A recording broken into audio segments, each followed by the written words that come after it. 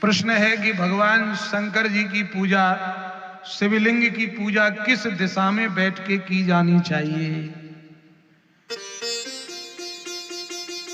ये भी जिज्ञासा उठती है ना मन में कि पूर्व में बैठे कि पश्चिम में बैठे कि उत्तर में बैठे कि दक्षिण में बैठे, कौन सी दिशा में बैठकर पूजा करना सर्वोत्तम माना गया है।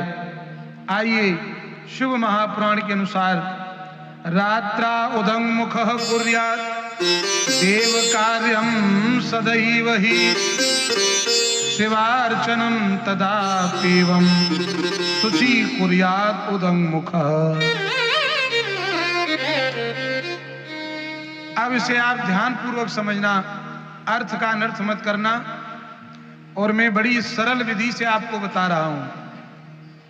जहां कहीं भी शंकर जी का यह निराकार स्वरूप शिवलिंग मंदिर में स्थापित होता है तो वहां जो जलेरी का जो मुख है वो उत्तर दिशा की ओर होता है। जलेरी का मुख का मतलब जहां ये जल गिरता है, तो जल कहां गिरता है? बोले उत्तर में। उत्तर में भगवान शंकर का जल इसलिए गिरता है क्योंकि जितने भी देवी देवता कुबेर आदि हैं वो सभी उत्तर में विराजमान हैं, और जैसे ही भगवान शंकर का चढ़ा हुआ जल जलेरी से नीचे गिरता है सब देवता उसका पान करते हैं। बोलिए भक्तवत्सल भगवान की जय।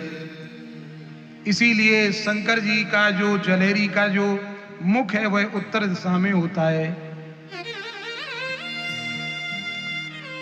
आप यदि पूरब की ओर मुख करके सेवा करोगे तो वो इष्ट अपने आराध्य का सामना हो जाता है, और आराध्य के ठीक सामने बैठ के पूजा नहीं करनी चाहिए। यदि आप दक्षिण में मुख करके सेवा करोगे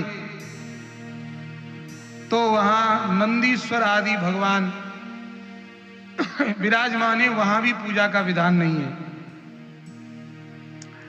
और महाराज यदि आप पश्चिम में मुख करके पूजन करोगे, पूरब में बैठ जाएं और पश्चिमाभिमुख होकर के यदि पूजन किया जाए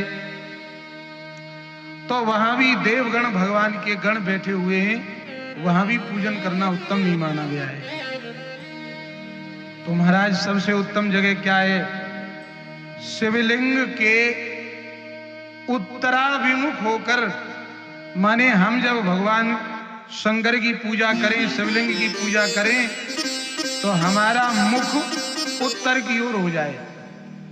यह दशा सबसे उत्तम मानी गई है शंकर जी की पूजा करने की। हम जब भगवान शंकर की पूजा करें तो हमारा मुख उत्तर की ओर हो जाए, यह सर्वश्रेष्ठ पूजा मानी गई है। बोलिए भक्तवत्सल भगवान की जय।